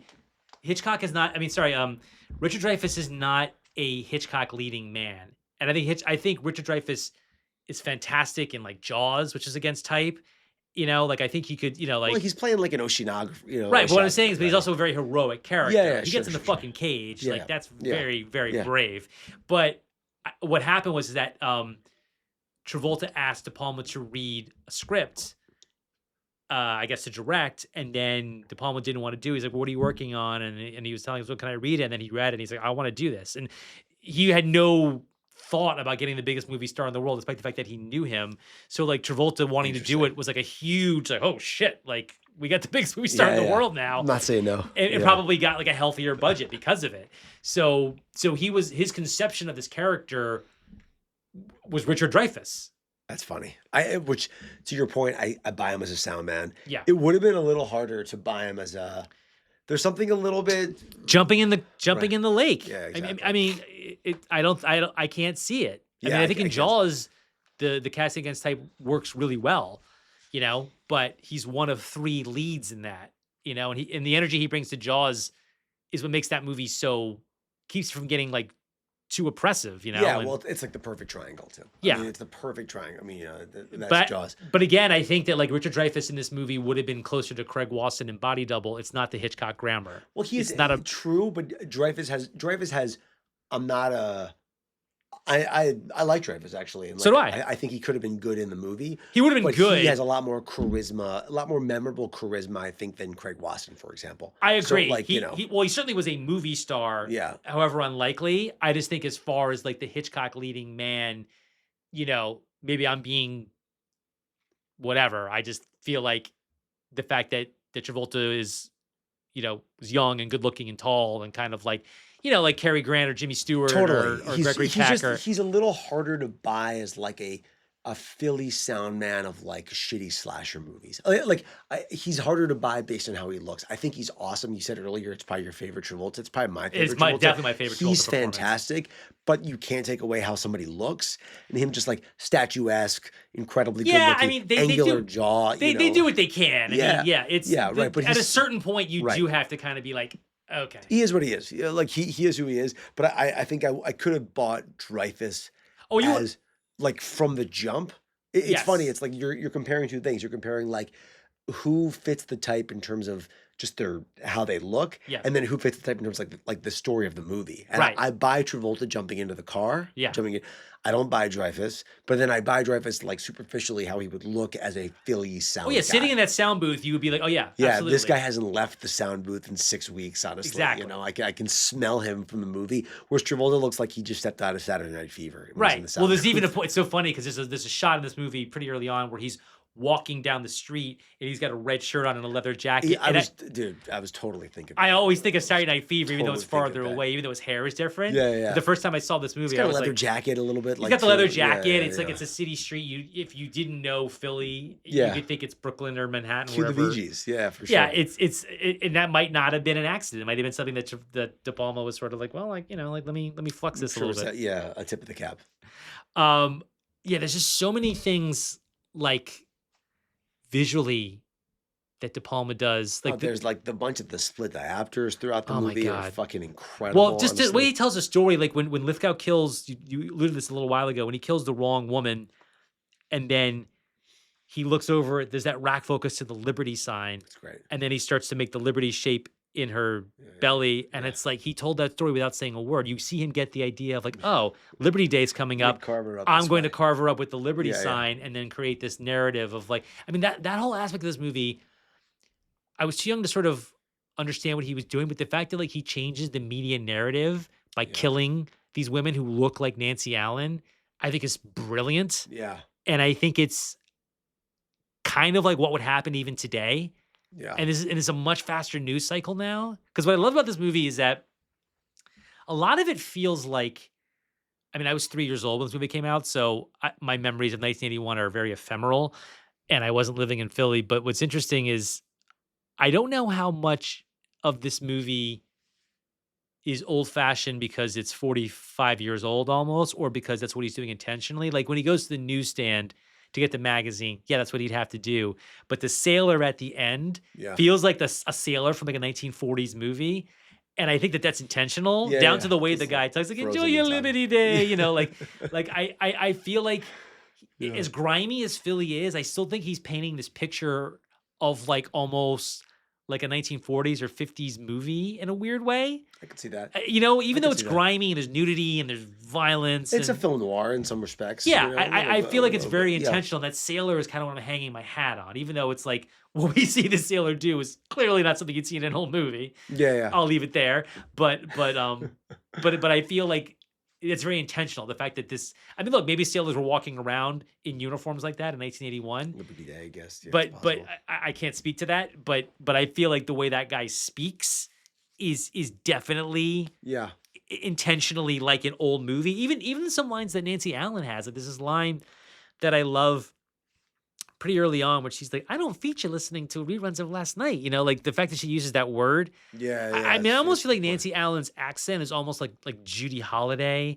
Like I'm not saying this is like, like I almost feel like that's where the accent is, as opposed to trying to sound like she's from Philly. And I think your idea about Melanie Griffith, she might have really worked in this, Like Melanie Griffith might have been like, I don't know if she would have been better, but I think that's interesting casting because I think she could have really worked in this part, and Something. she's part of the De Palma Of universe course, yeah. There's just 2 something a movies little from bit now. more going on with Melanie Griffith than I think, like under the surface, than there is with Nancy Allen. That I think is like really appealing. Again, I'm not trying to turn this into a Nancy Allen like bash fest because I actually think No, again I'm defending her, yeah, she is like I mean from my end I and mean like Nancy she's Allen is here now. She's yeah, gonna come on out, Nancy. How you doing? Tell us about your time being married to BDP. But I think just Melanie Griffith brings a lot more to the table, like I said, in terms of like an interiority that I think is really interesting. She also just has, maybe it's a personal thing, but just like she's an incredibly alluring person. Honestly, like how could you not? How could you look away from someone like Melanie Griffith? She really holds the screen with Travolta that I feel like at times, or she would have held the screen that I feel like at times Nancy Allen gets swallowed by Travolta's charisma a little bit. That's interesting. She's again really good, but I feel like you got this megawatt star, Yeah, and it's also possible that I'm looking at it. I only saw this movie, I think like you more or less, right? Because you were 3 when it came out. I only saw this movie with hindsight. Basically, I only saw this yeah, movie after it had come out many years later, yeah, knowing that Nancy Allen did not become a star, yeah. and I definitely saw, say, Pulp Fiction before I saw this. So Travolta was already a giant star in my mind. Right. So it's something. It'd be interesting to look at case studies in history of movies that had, an A and a B for their Right. stars. Your A is a megawatt giant A plus lister star, and your B is a star who is frankly like didn't really become that much. So I think what I'm saying is like when you look back on it, knowing that Nancy Allen didn't become a giant star, it's like wow, she's kind of mismatched with Travolta a little bit. But this also, I don't know if this is quite a two-hander. I mean, she's It, definitely it's not. It's not. it's his Yeah, it's not. movie. He's in almost every scene. The only scenes Travolta's not in are things with Lithgow and, Right. like No, it's not. But let's say she's the second lead. she's definitely the second Yeah. lead, and She's on the Criterion box, for example. yeah, they bill her above the title and Yeah, stuff. yeah. I mean, I think, she's coming off Dressed to Kill, which was a hit, and she's, after Michael Caine, kind of the star of that Right. movie. She's got much more lifting to do in Dressed to Kill than she does in this movie because Michael Caine's in it, but Michael Caine's his role is smaller despite the fact that he was way more famous than she is. Yeah, And in Carrie, obviously, she's one in an ensemble. But I had a question about something that's always sort of bugged me, and maybe it's something I bumped on. I really like the flashback, where we see that Jack used to work with the cops. yeah. 2 things. I'm bumping on 2 things, and I've never talked to anybody about this, so I want to talk to you about this. So when we see him wiring Freddie, and he goes, "Mackie, give me the tape." Isn't Mackie the cop that he goes to in the present day? Because he goes, "Fuck you, Mackie." Huh. And then Mackie Yeah. goes, "I know all about you and your goddamn tapes. You put a lot of Yeah. good cops away." So, like, was Mackie working with him however many years ago that was? Or And is then that he just would still have been with him after that accident. You're saying basically, right? But I'm saying, how does Mackie, like, I understand why Yeah. Mackie hates him, but like, why was Mackie involved with him? It just seems like, or is it just a Yeah. mistake? Is Yeah, it just yeah. like, but it just seems like, is it just a fuck up that like they didn't realize they used the same name twice? Or was Mackey's Mackie? it's not like it's Smith, right? It's a pretty distinctive name. That's so, what I'm saying, yeah. because in the shot, it's behind their heads, but it looks like the actor. I think his Yeah, name I is hear John that. Aquino. John Aquino. It looks like the same actor. So It did doesn't you go bump really on track. that? Yeah, a little bit. I mean, It's not like it derails the movie or anything. right. It's the plot is so like steamrolling along at that point that like I think it only reveals on multiple Oh, rewatches. yeah. This is And like the 80th time I've watched it. I actually see what you're saying. Yeah, it's possible. I mean, it wouldn't track that he would still be with him actually. So I hear. what Yeah, you're it just saying. doesn't track that Mackie would have worked with him on this commission And then still, and then be like, "Well, fuck you. You put a lot of interesting cops away." It's like, dude, you were there too. yeah. Here's my other thing, which is less complicated. So the first time I saw this movie, I was very young. I thought Freddie hanged himself. Yeah. So he was killed by the mob boss. I mean, There was yeah. no time for him to. Travolta could have easily saved him in the amount of time. I mean, he didn't have enough time. It to also, get it's like hanged you to- not only have to strangle someone to death with their own wire, but you have to go through the pirate, the engineering feat of hanging them up by that wire. And that was a fat old man. That was a big guy. The wires can't be that strong. I mean, I've worn many wires in my life, so I know what I'm talking about here. But no. I mean, it's like that. That's a whole elaborate thing. That's an example of De Palma just being like, I want to show you a really cool pan shot, It's very basically. cool And you see visually, his feet. It kind of pans down to and his that feet pays off later when dangling. Lithgow kills the hooker. Exactly, exactly, Okay, so exactly. that's just a little like De Yeah, I Palma mean, not I don't think you could probably, as sons of doctors, I don't think you could probably kill somebody and hang them up in like 8 seconds. because Travolta gets in there fast enough where I feel like he could have Yeah, easily saved yeah, him. I don't think All so. right. I don't think so. Another thing, and this is something that I don't bump on, and De Palma called out. So De Palma, another 1981 connection here, was supposed to direct Prince of the City, which Sidney Lumet does the same year. And this whole section of a cop wearing a wire and other people following him was from De Palma's version of Prince in the City. And there's a scene like this in Prince of the City, the movie that exists now. Okay. So when De Palma said that, I was like, oh my, I didn't Wow. know the first however many times I saw Did De this. Palma like write a draft of the script for the movie? No, he was working on it with maybe the writer who ended up writing Prince in the City. Okay. But what was interesting is that De Palma leaves or gets booted off Prince of the City, and Sidney Lumet does, and then Sidney Lumet leaves or gets booted off Scarface, and De Palma does that. So it's kind of a kind of a Russian roulette here. I think everybody wound up with the right movie. The Have you seen Prince of the City? The Scorsese Spielberg Cape Fear. Well, that was consensual. Yeah, exactly. These two guys. Have you seen Prince of the City? I think it's a Criterion release, is it not? I think That I I may don't have know. seen it at a friend's house. I think so. Okay. Yeah. I'm pretty Anyway, that's there's a scene that's identical where except that the Freddy character is the main character of that movie, the Treat Williams character. Anyway, that's just but I like that as a backstory for Jack, that this horrible thing that happened, because there's a thing in the conversation which I love about the conversation where it's a similar thing where Hackman recorded a couple and they got murdered. And he's trying to prevent that. And this is a similar thing here where like if Jack didn't have that in his past, Yeah. you wouldn't understand like why he's so driven. It's a very classic screenwriting thing. It's Yes. a very classic thing to be like, this main character's haunted by this ghost, this proverbial ghost, Right. which is usually either an immediate family member died, Right. or they are responsible for some kind of death. So it's very, very classic, but it's done in an inventive enough way, and it's tied into his character. Like he was a sound man, and as a sound man, like fucked up and killed somebody. So it actually tracks quite well. Yeah. And the flashback, I think it's very interestingly, it's placed by the 45-minute mark, 40 minutes, 40. So it's right when the plot's getting moving and you're getting to know the character. It's not too late, in other words. I think it's like very well placed. Another example of it being, what I'm trying to say is like excellent screenwriting. I think just excellent screenwriting. Yeah. This is shot in this movie when I remember when Vilmos Zsigmond died a few years ago, who was the DP of this movie and shot a lot of stuff for. I mean, Vilmos Zsigmond, in case anyone doesn't know, won an Oscar for Close Encounters of the Third Kind, and I think this is the first movie he makes after Heaven's Gate, incredibly enough. And I think he also shot Deer Hunter, just an incredible DP. Schindler's, yeah. No, he didn't shoot Schindler's. Did he not? No, that was Janusz Kaminski. Oh, okay, never mind. Okay. But he shot for Spielberg. He shot for De Palma. He shot for Michael Cimino. Yeah, of course. But there's a scene in this movie where Travolta finds out this tapes are erased and it's spinning around his studio. Yeah, that's an amazing shot. It's so amazing. God. It really is De Palma kind of like, because I could see a lot of people are like, this is making me dizzy, and it's supposed to make you dizzy, but it's choreographed so well. Like where the camera is versus where Travolta is. Travolta's running in and out of the room. The way, I mean, De Palma said this great thing that like, Travolta obviously is an incredible dancer, and he doesn't dance in this movie, but like he has a kind of a physical grace in this movie. Sure.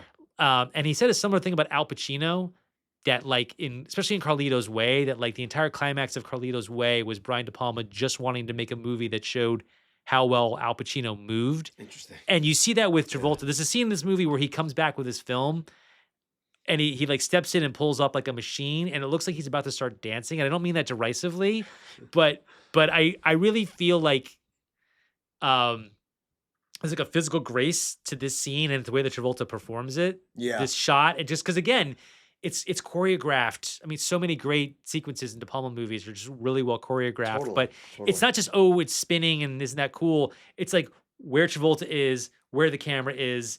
He's going in and out of the frame, and then like how it ends up, and then like the woman walking in. It's just No, it's also, I always felt like it was like a a subtle homage to sound again, Yeah. because when you think about it, when a shot like that is being done, Mm.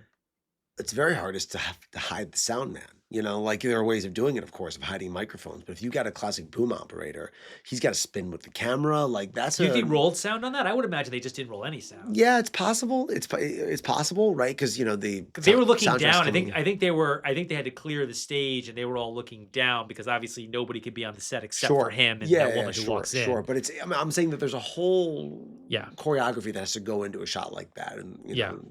sound moves is like a big part Absolutely. of it. Yeah, I mean, maybe they roll production sound. I honestly don't know. There's a lot I talked about. There's a line reading in this movie that I love, and again, it's one of those things. If you were to read it, it'd be like, okay, that's fine. But there's a line reading that Travolta has where it's kind of near. It's kind of like not. It's like kind of like when he's like getting the whole story from Nancy Allen. Like Yeah, he's finally finding out like what she was doing, and he's putting it together, and he's like, he has this line where he says like, McRyan was killed and nobody wants to know about it. Nobody wants to know about conspiracy. I don't get it. And like the way he delivers it, yeah, it's just so human. yeah, It yeah, wasn't a great impression, but like the way he delivers that line, it just sounds like a real person talking about a real problem. yeah, yeah. He's Very just like, what believable. the fuck? And I love again how this movie doesn't try to make you think that he's crazy because we know he's not crazy. Yeah, We share his frustration. And I think it's a really just great bit of screenwriting and probably better acting, to be honest, than writing. Because again, it just makes you feel like this is a real person and they're not using a lot of time to do it. yeah, yeah. It's just so everything about this movie is just so efficient. Totally. My favorite line reading is when he's on the bridge and he sees the accident. Jesus Christ! Yeah. I just love that. Yeah, Yeah, again, it's just he feels like a real person, despite the fact that he looks like a movie star. This yeah, is why I yeah. think it's his best performance because I think that what great movie stars can do is walk around and you can buy or you can suspend your disbelief at least that like, oh, this person's walking around like one of us. And it's not like he doesn't make himself ugly or anything. He doesn't like, he doesn't do any of these things like, oh, I gained 50 pounds or I like, like maybe he doesn't maybe he has some stubble or something. I'm not even sure about that. But yeah, Yeah, it reminded me a little bit of Brad Pitt as the cop in Seven, right? Because yeah. Seven is like a very Yeah, that's a great example. grimy movie. He's the partner of Morgan Freeman. Yeah. It's about as sort of as a world as you can possibly get in a mainstream movie, Yeah. and yet he's very. I buy it. Like I bought. That's a Brad great Pitt, I comparison. brought Brad Pitt as being like a little bit of a scuzzy, but like put together, but a little bit of a scuzzy kind of cop. Like he blended into the scene. I Yeah, thought. and I would have thought Brad Pitt would have been even harder to pull that off. Yeah, but it's that scruffy goatee a little bit, and all Yeah. that stuff. Yeah, he makes himself look like a lived-in person. It's not Exactly. like he has to be hideous to do it. Yeah, I mean, we've talked about what I like about I'm jumping around a little bit, but what I love about Lithgow's character is the character is an actor. Like Yeah, Burke plays a lot of parts. Like yeah, he's like, gotta talk like this. But he plays a reporter convincingly, like he's very good. He's almost like a chameleon. And I think I just read his memoir, oh wow, just coincidentally. It was written like 15 years ago. But and it's almost exclusively about his stage work. The only movie he talks about really is Obsession, his first movie with De Palma. cliffhanger in detail. Well, he doesn't. The book is really just about his upbringing and his stage work. He Yeah. just it's not about to my disappointment. It's not about his movies, but I did have him kind of on the brain because I just read this very, this very sort of intense memoir that he wrote, and you can see. I mean, this is my favorite of like all his psychos, even more than the character he played on Dexter, which is a great character, but he was the best thing about that. This is like firing on all cylinders. I just love that Burke He's is a great character. Yeah, is just so smart yeah, yeah. and he's so pivotal. And you talked about the bathroom killing. That's like Dial M for Murder, but it's like De Yeah. Palma puts his own mark on it because it's like in a bathroom and it's Yeah, like and then the opening is a shower scene that's obviously not a psycho. yeah. Well, it's also Dressed to Kill because that opens with the shower scene, a very Yeah, yeah. different one. I love the scene too of just amazing camera work is when he's scouting Nancy Allen to kill her, Yeah. and he holds up this picture of her. Yeah. And that was why I thought that she may have been a call girl, because that picture made it look like she was kind of a call girl-esque. I don't know. Well, what they were doing is that she was supposed to get like naked or half naked with a guy, and then Franz would get the picture, and then Right. they would blackmail. Right, And yeah, that's what she yeah. was going to do with McRyan. Right. All she just had to do was just be seen with him, Right, and yeah, that just was to all she did. embarrass him. Right, exactly. She says, "I don't have to sleep with these guys."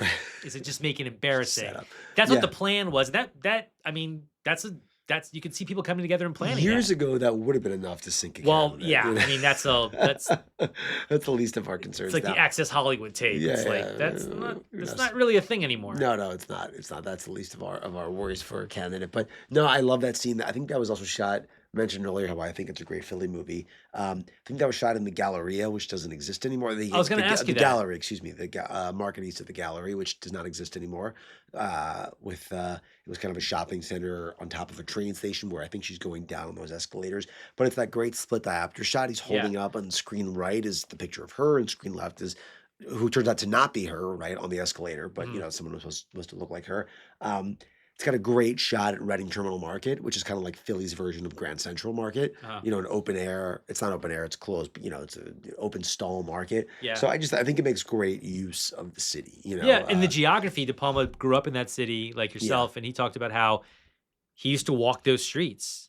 Like he like that the scene you're talking about. He used to walk that way. Yeah. He actually shot Dressed to Kill in Philly, even though it's set in New York. But there were a lot of the museum in Dressed to Kill is a Philly museum. Really, it's the Philadelphia Museum of Art. They could not clear the museum.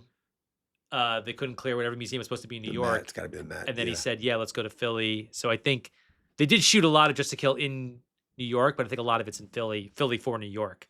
Yeah, I mean, Philly's the kind of city where, like, as a kid growing up obsessed with movies, you knew the big Philly movies. Like, it's not obviously like New York and LA. So, Trading Places. Yeah. It always feels, as a kid who grew up in the 80s but wasn't watching those movies in the 80s, Right. this movie feels of a piece of Trading Places just because it's like, It's 2 years later. it's Philly in the early 80s. Yeah. It's cold weather a little bit, Yeah, so very. it just kind of has something to do with it. 12 Monkeys, the Rockies movies, Yeah. Creed, and Yeah. stuff like that. Yeah, Sixth Sense, obviously. Philly has a great movie history. I gotta say, the movies shot in Philly Yeah. we're talking about are pretty fantastic. Between this, Trading Places, Yeah, Rocky, that's Creed, a good Sixth Sense. that's a good run. Another little thing I love in this movie, and I didn't notice it, but just talking about the screenwriting, is there's a split screen shot where he's on the phone. So I was just talking to Frank Donahue. He's that reporter on TV, and she goes, "That doesn't mean anything to me. I don't watch TV." And like, there's a fire engine, so he doesn't hear that. He's like, "What?" And that's such a great solve to her not knowing Yeah. what Frank Donahue looks like. Yeah. Him not hearing it, and Lithgow listening to that. Totally. That's the kind of thing that, as somebody who writes thrillers, I would spend weeks trying to think of. It's such a simple fix. You could almost see De Palma being like, "Well, fuck, how is she not gonna know this, and how is Travolta not gonna know she's not gonna?" And it's such a It's also simple sound thing. in some respects. It's Sound, again, just it's the sound of a fire just like engine, and he's like not yeah. listening on the phone. He's like, "What?" And she doesn't repeat herself, Totally. and it's a Yeah. completely human moment. Yeah. So I want to get to the other way that this movie is like Back to the Future, which doesn't seem like they're bedfellows, but it's not like it's like Back to the Future. We're talking about the screenplay. I don't imagine you would disagree with this. To me, I've said this on Letterboxd. Back to the Future is the best screenplay ever written to me. Yeah, it's pretty pound for pound perfect. The main reason is setup and payoff. I tell writers or people who want to write a script, read if you can Back to the Future and watch the movie. It is the best example of something being set up, something being paid off. And the opening credits of both Blowout and Back to the Future are setting up a lot of things. Yeah. Plot, the world, using the news to do it. The ending of the runner in this movie of, it opens with this horrible scream. He's on the bridge not to fix that scream, but he's on his, he's told, you gotta get a good scream. There's a hilarious runner of like these girls coming into audition, which keeps the movie light, keeps the movie from crumbling. Keep looking. And then he uses Sally's scream as she's being murdered. That's so fucking dark. That's, to me, maybe one of the greatest payoffs in movie history, excluding Back to the Future. Back to the Future is number one. Yeah. I don't have a list, but I'm saying after something like Back to the Future, which is riddled with them. Yeah, totally. Again, Travolta's sitting there. He's like, "Yeah, it's a good scream. It's a good scream." And then like him having to listen to it again. And that was Nancy Allen's real scream. Like No, she was was it? the Okay. one she really Yeah. and when you see the movie for a second or third time and it comes to that moment when she does it, she's standing in front of the American flag and she screams. It's so chilling knowing like where it's headed. I just love that De Palma took this thing that was a joke, but also had a lot of structural integrity in the movie, and he gave it this tragic ending. Because this movie, I mean, he said to his credit in the Palma documentary, "I didn't want to come out in the summer. I wanted to wait." And the president of the studio was also the producer. Said, "Let's try it out." And I Yeah. understand why this movie was not a success. This isn't one of those things, a financial success. It is I think like this movie not being a success kind of shows in a negative way, oh, the 70s are over. You know? Like Yeah. like I think if this movie Yeah. came out even a couple years earlier, this would have been a success the way that Sure. some dark movies that we both love, like One Flew Over the Cuckoo's Nest, I'll just go with that, or Yeah. Network. These things that have like these fucking endings that are like, oh my God, but these movies make a ton of money. Yeah. And I think the fact that it has this tragic ending that's so flawlessly done is what gives it its power. Kind of like Vertigo. I mean, Vertigo has a very tragic ending, and Vertigo was also not a success. Yeah. And Vertigo Yeah, was fair. was, you know, Hitchcock was not quite coming off a hit, but he was still like in a really powerful place. But and the fact that this didn't do well is why De Palma, to use his word, got away from him. So that's why he did Scarface.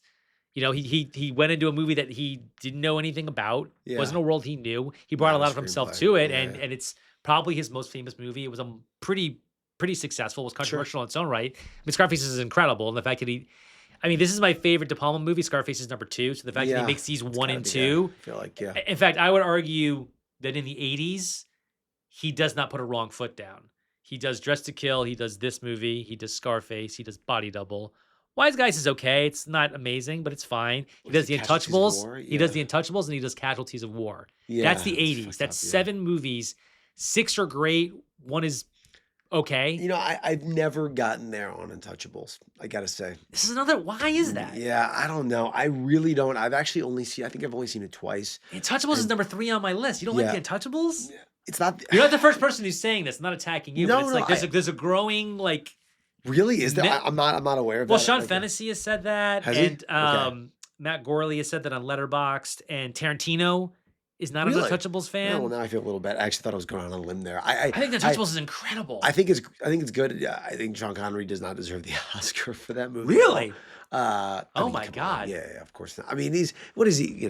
He's not in the movie that much, and he's Oh, I couldn't hard disagree. but, I can't even cover that on hindsighting because it was a huge hit. yeah, Like exactly. it doesn't even apply to. So I can't talk about The Untouchables on this show. At least I don't think I can. I don't know. Yeah, there's something about it. Felt very pained by numbers, and I think De Niro is fantastic in it. I think the baseball bat scene is really awesome. I think there's a lot of things that speak to it. Isn't there a Battleship Potemkin like homage in the Yeah, movie? it's incredible. Yeah. Yeah, I mean, The Untouchables. It's like, yeah, it's interesting. I'm hearing this growing antipathy or apathy toward it, and I just think that movie. Well, we can go over our De Palma list in the beginning in a minute, but you're the third or fourth person I've heard say that, and I think that movie's so fantastic. I saw it at the New Bev maybe within the last 5 years with some friends, and I remember probably right before COVID actually, and I remember being just like, I saw it as a kid, and then saw it then, and I was just like fucking underwhelmed. I don't know, something Really? I think something it's so about great. it just felt off to me. It felt hokey and off. I got to say, I mean, it's atypical for him because it's IP, it's a studio assignment, but I think that's kind of what I love about it. I think De Palma's one of these people who, like, when you plug him into something, he brings so much of himself to it. I really love the first Mission Impossible. It's still my favorite of Yeah, the 8. yeah. By a nose. I think Fallout's pretty close behind it. Yeah. But obviously he's not involved in Fallout. But I think that I don't know. But we agree on this movie, so we don't have to. All right, John, let's move on to categorically denied. Now, normally in this part of the show, we decide what Oscars a movie should keep. Here we can give the gift of giving. Yeah. So I'm going to run down some categories to nominate this movie in. We don't have to award it anything. And you tell me what, if anything, in any of these categories you'd throw in. So obviously you and I both think this should be nominated for Best Picture. We both love this movie. Of course. We think this should have been one of the Best Picture nominees in 1981. Don't even think I have to ask. You would nominate Brian De Palma for Best Director, would you not? I don't know. I'd give him the thumbs down. Yeah, of course, of course, of course. He's never been nominated for Best Director his entire career, not even an Oscar That's nomination. crazy. He's the Wow. only one of that generation who was never even nominated, which is crazy. We both talked about Best Screenplay. I think I would nominate Yeah. his It's screenplay. funny for yeah. I would nominate John Travolta for Best Actor. Would you join me in that or no? Do you have handy the list of best actors? Um, Nominated? I mean, it was like Paul Newman, Burt Lancaster, Henry Fonda wins, Dudley Moore. That's 4. I'm forgetting Only somebody. for the verdict? No, for Absence of Malice. Okay, okay, okay. These are just to nominate them. I mean, Okay, but yeah, but it's who like would if you boot? Are you asking? right? It's like could we squeeze him in? Is the question. I I guess. think I think we could squeeze. Okay. Them. We're not bound to. We could have more than 5 nominees. I actually, I don't know that off the bat I would actually say that I would not. I mean, I think it's a very good performance. Okay. Is it Oscar caliber? I mean, again, I would have to look at other years, but to me, Travolta's great, but it's not one of the 3 or 4 best things of the movie. I think the cinematography, the directing, the picture, the screenplay. So I actually would probably pump the brakes on Travolta a little bit. That's on fine. Best Actor. To Yeah. me, and I'll be quick about this. To me, a performance I can compare it to a lot is Kevin Costner in No Way Out. Yeah, amazing movie. Yeah, Yeah. and I think it's one of those things where it's like, where you're playing a lot of tension, or even Robert Redford in 3 Days of the Condor. Yeah. Something I recently rewatched because we lost Redford, a few months ago. Sure.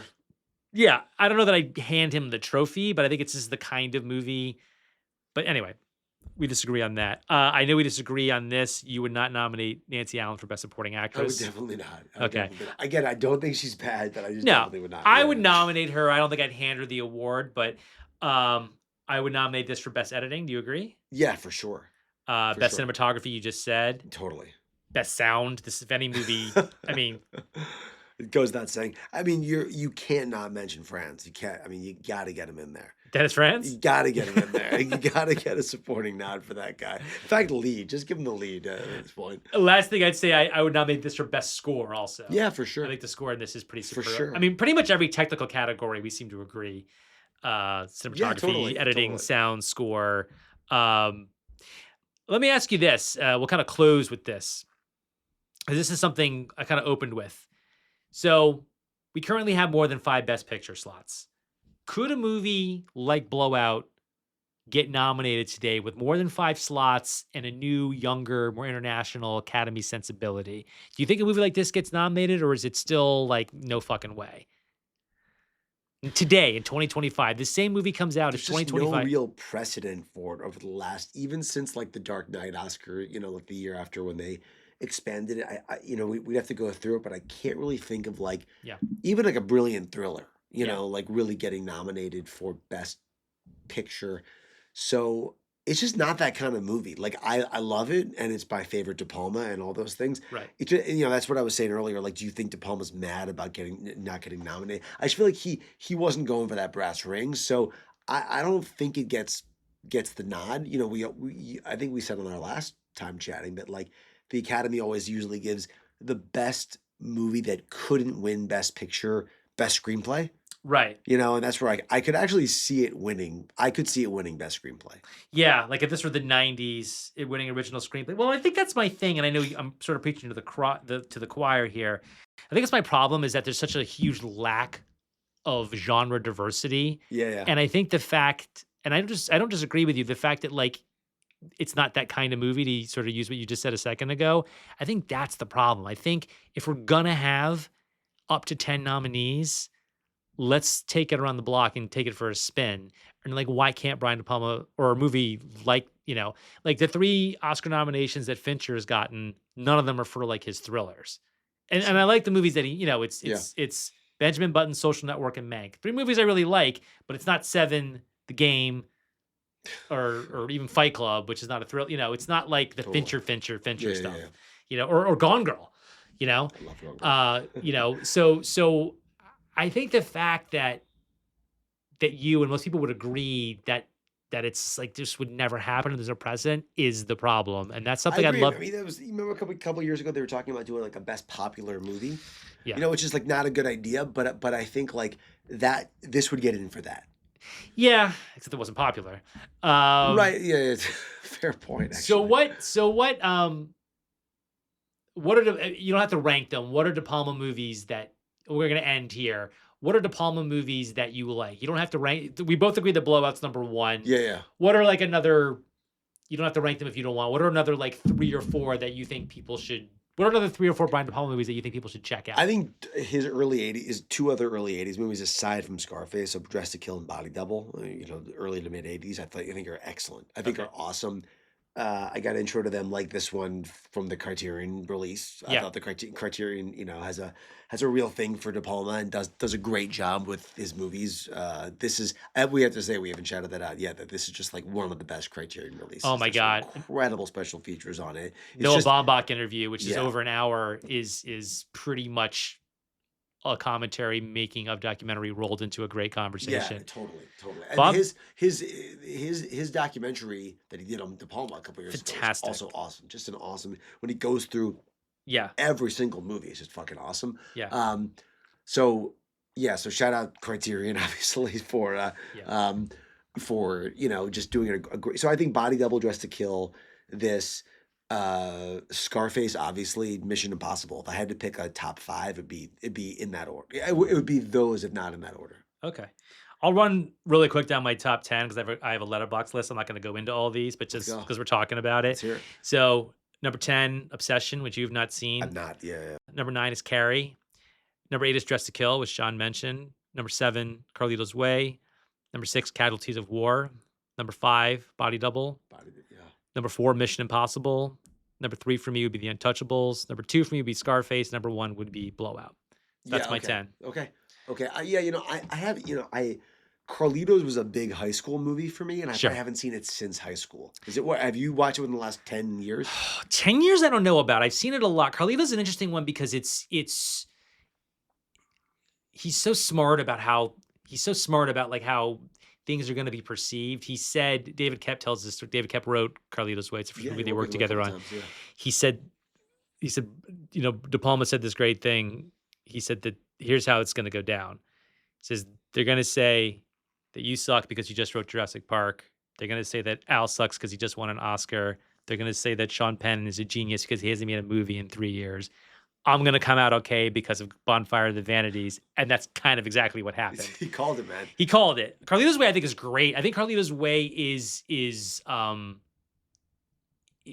almost feels like his most epic movie in a way, Sure. even though Yeah, it's still just New York and yeah. stuff. But yeah, I think Carlito's Way. What's great about De Palma, and he's really great at this, is the best sequence in the movie is at the end, which is also true of Mission Impossible 1.